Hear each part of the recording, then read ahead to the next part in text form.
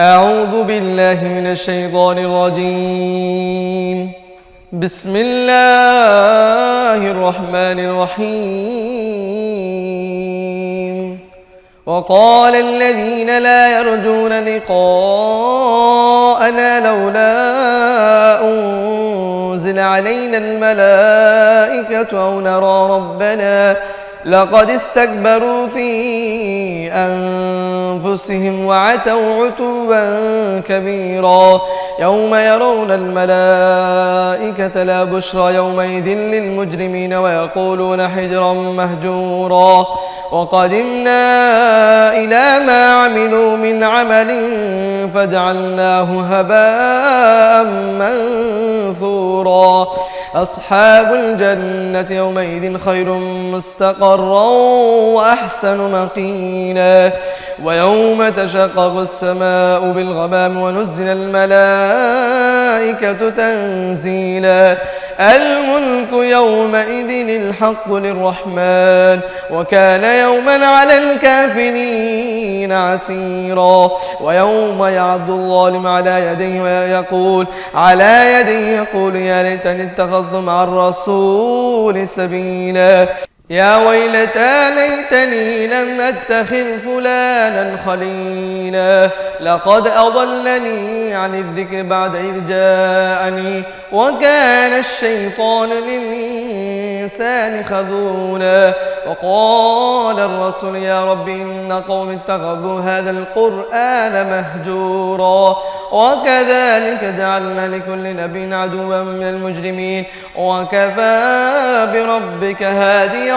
ونصيرا. وقال الذين كفروا لولا نزل عليه القرآن جملة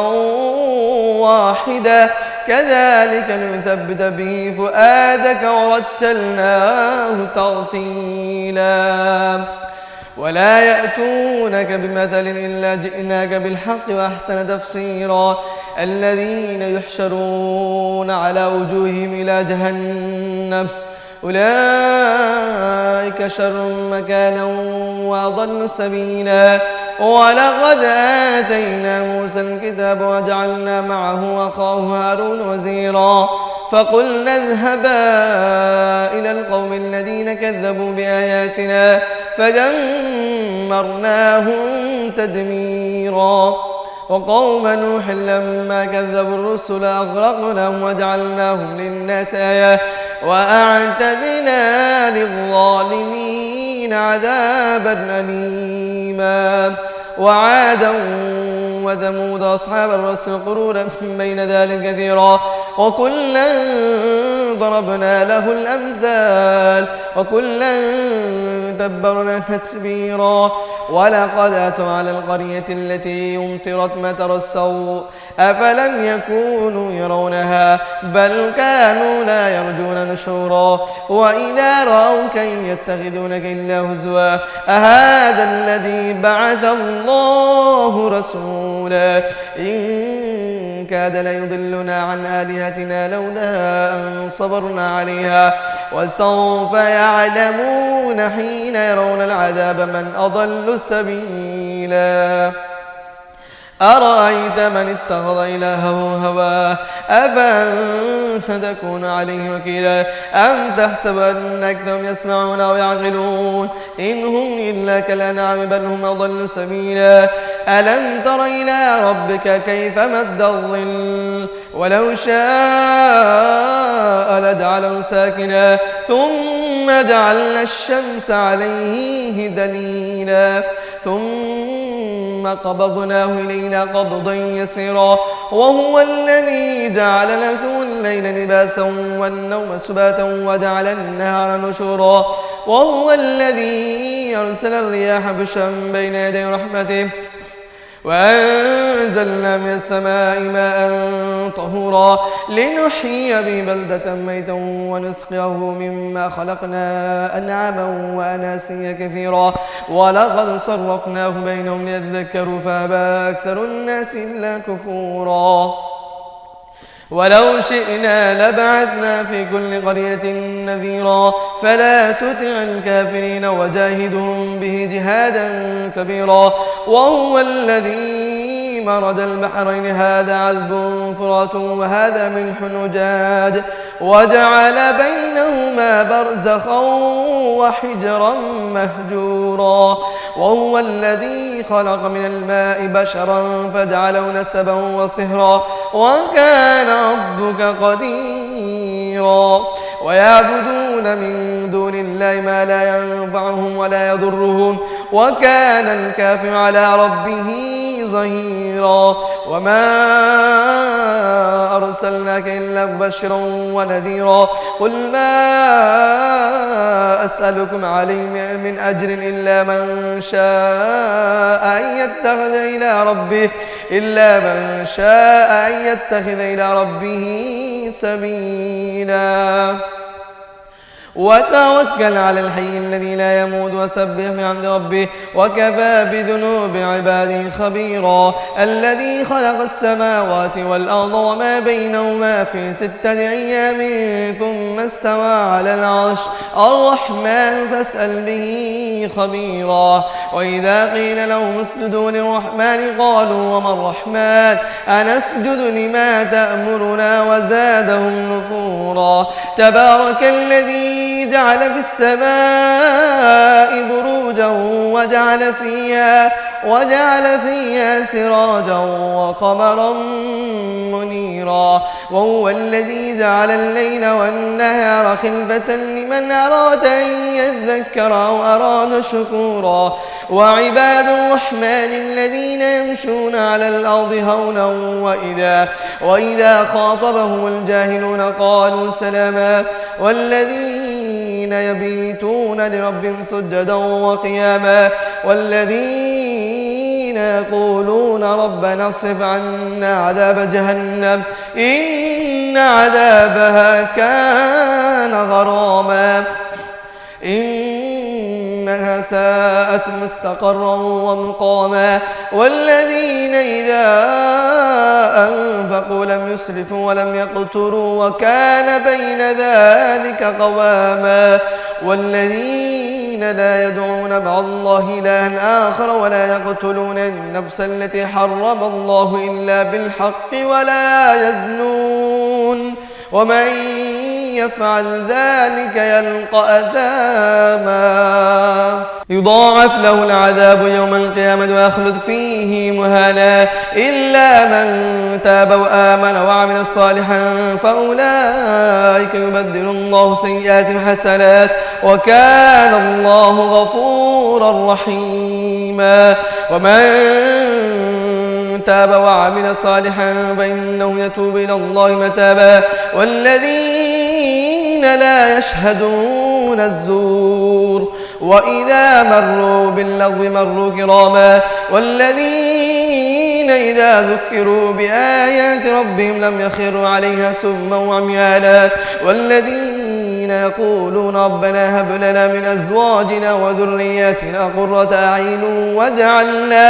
وجعلنا للمتقين إماما. أولئك يجزون الغرفة بما صبروا ويلقون فيها تحية وسلاما خالدين فيها حسنت مستقرا ومقاما. قل ما يعبأ بكم ربي لولا دعاؤكم فقد كذبتم فسوف يكون لزاما. بسم الله الرحمن الرحيم. طاسين ميم تلك آيات الكتاب المبين لعلك باخع نفسك ألا يكونوا مؤمنين. إن نشأ ننزل عليهم من السماء آية فظلت أعناقهم لها خاضعين وما يأتيهم من ذكر من الرحمن محدث إلا كانوا عنه معرضين. فقد كذبوا فسيأتيهم أنباء ما كانوا به يستهزئون. أولم يروا إلى الأرض كما أنبتنا فيها من كل زوج كريم إن في ذلك لآية وما كان أكثرهم مؤمنين وإن ربك لهو العزيز الرحيم وإذ نادى ربك موسى أن ائت القوم الظالمين قوم فرعون ألا يتقون قال رب إني أخاف أن يكذبون ويضيق صدري ولا ينطلق لساني فأرسل إلى هارون ولهم علي ذنب فأخاف أن يقتلون قال كلا فاذهبا بآياتنا إنا معكم مستمعون فأتيا فرعون فقولا إنا رسول رب العالمين أن أرسل معنا بني إسرائيل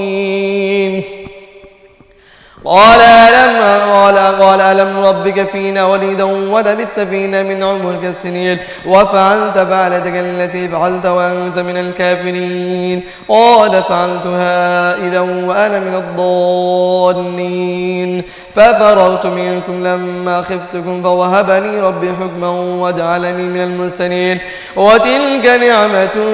تمنها علي عن أبت بني إسرائيل قال فرعون وما رب العالمين قال رب السماوات والأرض وما بينهما إن كنتم موقنين قال لمن حوله ألا تستمعون قال ربكم ورب آبائكم الأولين قال إن رسولكم الذي أرسل إليكم لمجنون قال رب المشرق والمغرب وما بينهما إن كنتم تعقلون قال لئن اتخذت إلها غيري لأجعلنك من المسجونين قال ولو جئتك بشيء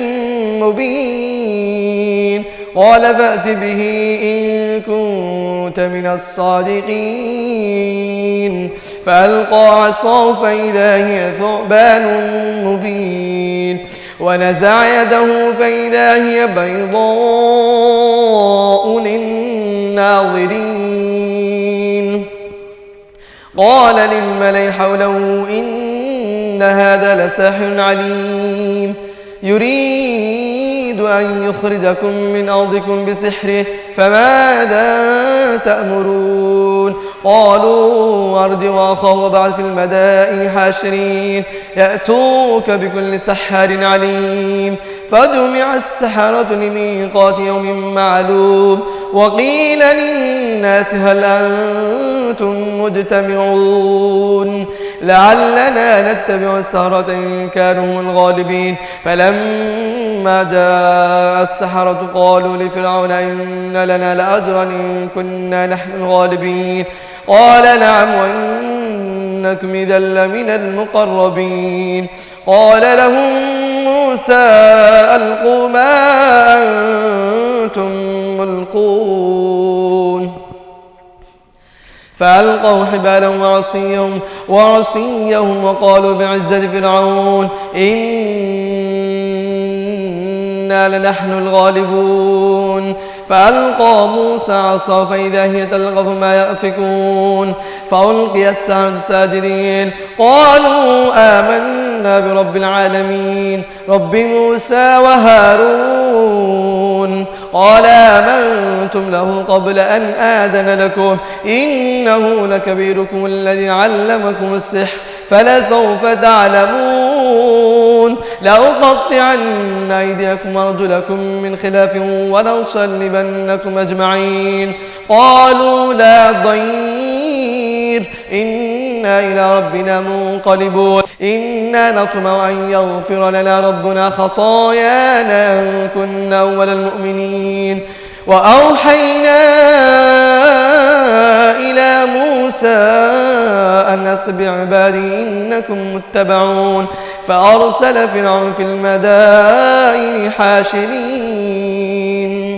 إن هؤلاء لشرذمة قليلون وإنهم لنا لغائظون وإنا لجميع حاذرون فأخرجناهم من جنات وعيون وكنوز ومقام كريم كذلك أورثناها بني إسرائيل فأتبعوهم مشرقين فلما تراءى الجمعان قال أصحاب موسى إنا لمدركون قال كلا إن معي ربي سيهدين فأوحينا إلى موسى أن اضرب بعصاك البحر فانفلق فكان كل فرق كالطود العظيم وأزلفنا ثم الآخرين وأنجينا موسى ومن معه أجمعين ثم أغرقنا الآخرين إن في ذلك الآية وما كان أكثرهم مؤمنين وإن ربك لهو العزيز الرحيم واتل عليهم نبأ إبراهيم إذ قال لأبيه وقومه ما تعبدون قالوا نعبد أصناما فنظل لها عاكفين قال هل يسمعونكم إذ تدعون أو ينفعونكم أو يضرون قالوا بل وجدنا آباءنا كذلك يفعلون قال فرأيتم ما كنتم تعبدون أنتم وآباؤكم الأقدمون فإنهم عدو لي إلا رب العالمين الذي خلقني فهو يهدين والذي هو يطعمني ويسقين وإذا مرضت فهو يشفين والذي يميتني ثم يحيين والذي أطعم أن يغفر لي خطيئتي يوم الدين رب هب لي حكما وألحقني بالصالحين واجعل لي لسان صدق في الآخرين واجعلني من ورثة جنة النعيم واغفر لأبي إنه كان من الضالين ولا تخزني يوم يبعثون يوم لا ينفع مال ولا بنون إلا من أتى الله بقلب سليم وأزلفت الجنة للمتقين وبرزت الجحيم للغاوين وقيل لهم أين ما كنتم تعبدون من دون الله هل ينصرونكم أو ينتصرون فكبكبوا فيها هم والغاوون وجنود إبليس أجمعون قالوا وهم فيها يختصمون تالله إن كنا لفي ضلال مبين إذ نسويكم برب العالمين وما أضلنا إلا المجرمون فما لنا من شافعين ولا صديق حميم فلو أن لنا كرة فنكون من المؤمنين إن في ذلك الآية وما كان أكثرهم مؤمنين وإن ربك لهو العزيز الرحيم كذبت قوم نوح المرسلين إذ قال لهم أخوهم نوح ألا تتقون إني لكم رسول أمين فاتقوا الله وأطيعون وما أسألكم عليه من أجر إن أجري إلا على رب العالمين فاتقوا الله وأطيعون قالوا أنؤمن لك واتبعك الأرذلون قال وما علمي بما كانوا يعملون إن حسابهم إلا على ربي لو تشعرون وما أنا بطارد المؤمنين إن أنا إلا نذير مبين قالوا لئن لم تنته يا نوح لتكونن من المرجومين قال رب إن قومي كذبون فافتح بيني وبينهم فتحا ونجني ومن معي من المؤمنين فأنجيناه فأنجيناه ومن معه في الفلك المشحون ثم أغرقنا بعد الباقين إن في ذلك لآية وما كان أكثرهم مؤمنين وإن ربك لهو العزيز الرحيم كذبت عاد المرسلين إذ قال لهم أخوهم هود ألا تتقون إني لكم رسول أمين فاتقوا الله وأطيعون وما أسألكم عليه من أجر إن أجري إلا على رب العالمين أتبنون بكل ريع آية تعبثون وتتخذون مصانع لعلكم تخلدون وإذا بطشتم جبارين فاتقوا الله وأطيعون واتقوا الذي أمدكم بما تعلمون أمدكم بأنعام وبنين وجنات وعيون إني أخاف عليكم عذاب يوم عظيم قالوا سواء علينا أوعظت أم لم تكن من الواعظين إن هذا إلا خلق الأولين وما نحن بمعذبين فكذبوه فأهلكناهم إن في ذلك لآية وما كان أكثرهم مؤمنين وإن ربك لهو العزيز الرحيم كذبت ثمود المرسلين إذ قال لهم أخوهم صالح ألا تتقون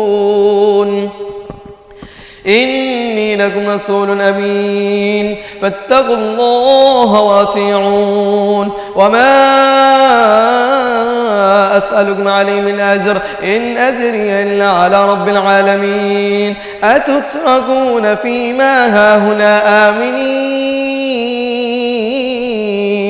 في جنات وعيون وزروع ونخل طلعها هضيم وتنحتون من الجبال بيوتا فارهين فاتقوا الله وأطيعون ولا تطيعوا أمر المسرفين الذين يفسدون في الأرض ولا يصلحون قالوا إنما أنت من المسحرين ما أنت إلا بشر مثلنا فأت بآية إن كنت من الصادقين قال هذه ناقة لها شرب ولكم شرب يوم معلوم ولا تمسوها بسوء فيأخذكم عذاب يوم عظيم فعقروها فأصبحوا نادمين فأخذهم العذاب إن في ذلك الآية وما كان أكثرهم مؤمنين وإن ربك لهو العزيز الرحيم كذبت قوم لوط المرسلين إذ قال لهم أخوهم لوط ألا تتقون إني لكم رسول أمين فاتقوا الله وأطيعون وما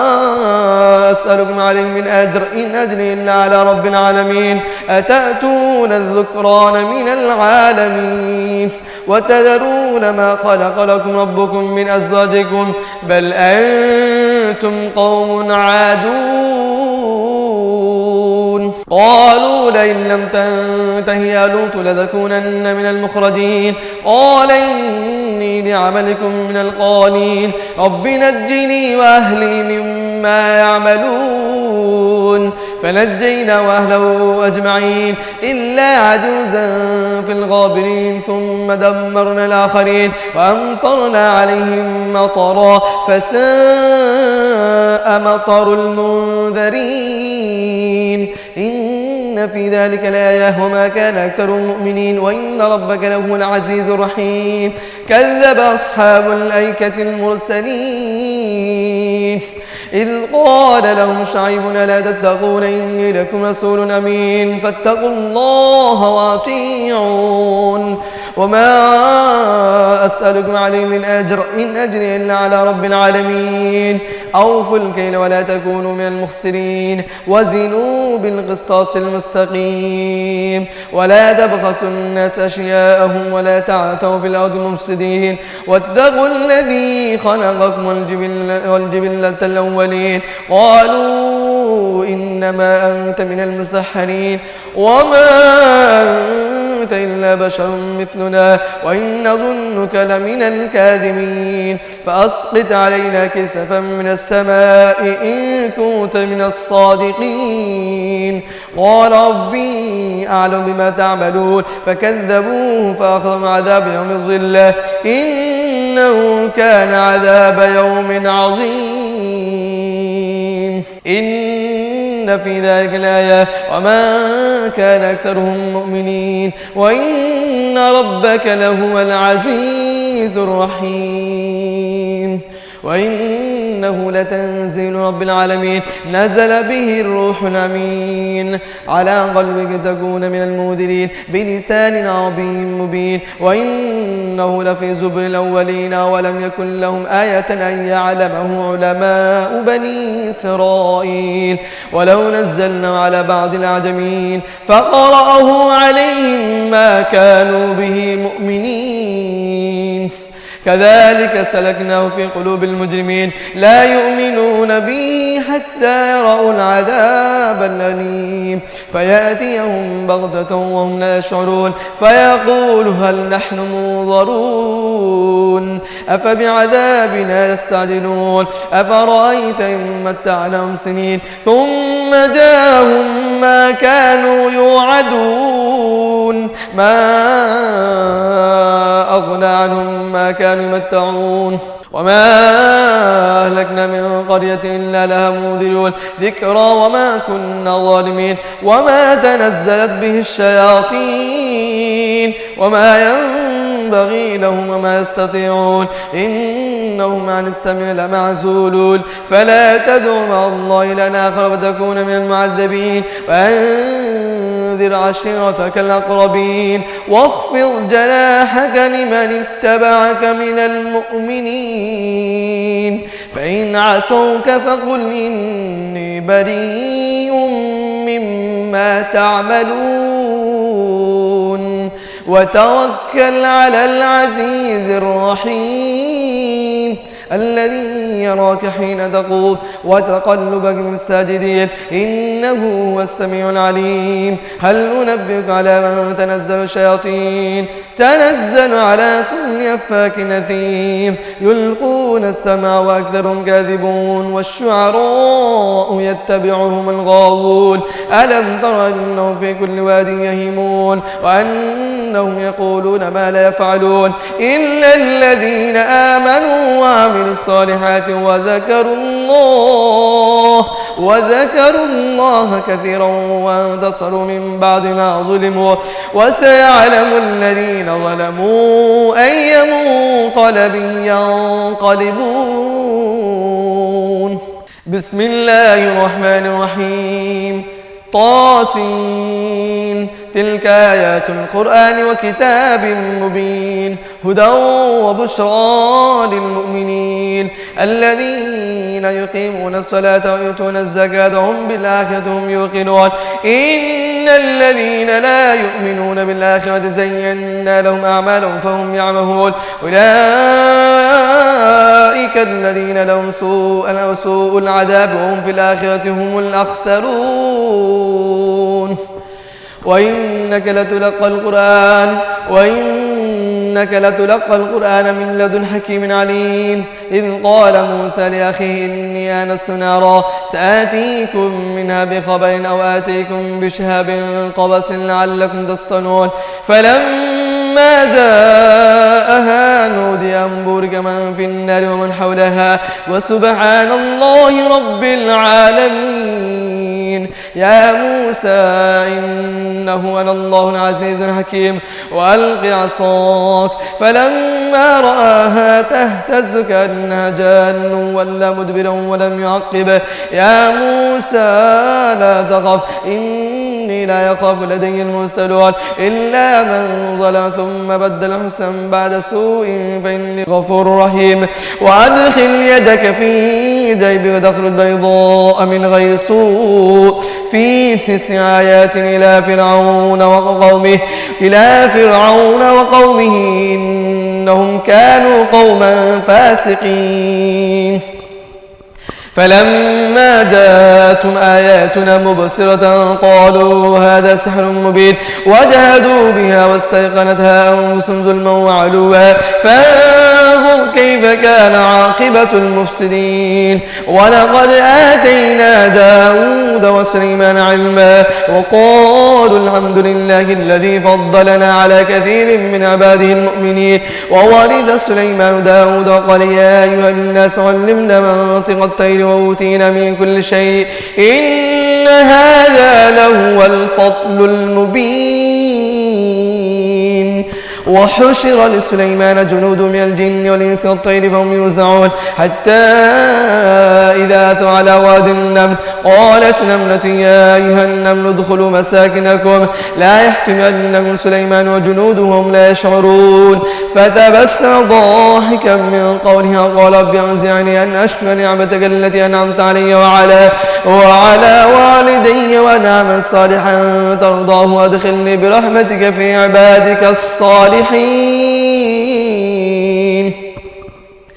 وتفقد الطير فقال ما لي لا أرى الهدهد أم كان من الغائبين لأعذبنه عذابا شديدا أو لأذبحنه أو لأتيني بسلطان مبين. فمكث غير بعيد فقال أحطت بما لم تحط به وجئتك من سبأ بنبأ يقين إني وجدت امرأة تملكهم وأوتيت من كل شيء ولها عرش عظيم وجدتها وقومها يسجدون للشمس من دون الله وزين له الشيطان أعمالهم فصدوا عن السبيل فهم لا يهتدون. ألا يسجد لله الذي يخرج الخبأ من السماوات والأرض ويعلم ما تخفون وما تعلنون الله لا إله إلا هو رب العرش العظيم. قال سننظر أصدقت أم كنت من الكاذبين اذهب بكتاب هذا فالقه إليه ثم تول عنه فانظر ماذا يرجعون. قالت يا أيها الملأ إني ألقي إلي كتاب كريم إنه من سليمان وإنه بسم الله الرحمن الرحيم ألا تعلوا علي وأتوني مسلمين. قالت يا أيها الملأ أفتوني في أمري ما كنت قاطعة أمرا حتى تشهدون. قالوا نحن أولو قوة وأولو بأس شديد والأمر إليك فانظري ماذا تأمرين. قالت إن الملوك إذا دخلوا قرية أفسدوها وجعلوا أعزة أهلها أذلة وكذلك يفعلون. وإني مرسلة إليهم بهدية فنظرة بما رجع المرسلون. فلما جاء سليمان قال أتمدونني بمال فما آتاني الله خير مما آتاكم بل أنتم بهديتكم تفرحون. ارجع إليهم فلنأتينهم بجنود لا قبل لهم بها ولنخرجنهم منها إذا وهم صاغرون ذلة وهم صاغرون. قال يا أيها الملأ أيكم يأتيني بعرشها قبل أن يأتوني مسلمين. قال عفريت من الجن أنا آتيك به قبل أن تقوم من مقامك وإني عليه لقوي أمين. قال الذي عنده علم من الكتاب أنا آتيك به قبل أن يرتد إليك طرفك فلما رآه مستقرا عنده قال هذا من فضل ربي ليبلوني أشكر أم أكفر ومن شكر فإنما يشكر نفسه ومن كفر فإن ربي غني كريم. قال نكروا لها عرشها ننظر أتهتدي أم تكون من الذين لا يهتدون. فلما جاءت قيل هكذا عرشك قالت كأنه هو وأوتينا العلم من قبل وكنا مسلمين. وصدها ما كانت تعبد من دون الله إنها كانت من قوم كافرين. قيل لا ادخل الصرح فلما رأته حسبته لجة وكشفت عن ساقيها قال إنه صرح مورد من قوارير قالت رب إني ظلمت نفسي وأسلمت مع سليمان لله رب العالمين ولقد أرسلنا إلى ثمود أخاهم صالحا أن اعبدوا الله فإذا هم فريقان يختصمون قال يا قوم لم تستعجلون بالسيئة قبل الحسنة لولا تستغفرون الله لعلكم ترحمون قالوا اطيرنا بك وبمن معك قال طائركم عند الله بل أنتم قوم تفتنون وكان في المدينة 9 رهط يفسدون في الأرض ولا يصلحون قالوا تقاسموا بالله لنبيتنه وأهله ثم لنقولن لوليه ما شهدنا مهلك أهله وإنا لصادقون ومكروا مكرا ومكرنا مكرا وهم لا يشعرون فانظر كيف كان عاقبة مكرهم أنا دمرنا وقومهم أجمعين فتلك بيوتهم خاوية بما ظلموا إن في ذلك لآية لقوم يعلمون وأنجينا الذين آمنوا وكانوا يتقون ولوطا إذ قال لقومه أتأتون الفاحشة وأنتم تبصرون أئنكم لتأتون الرجال شهوة من دون النساء بل أنتم قوم تجهلون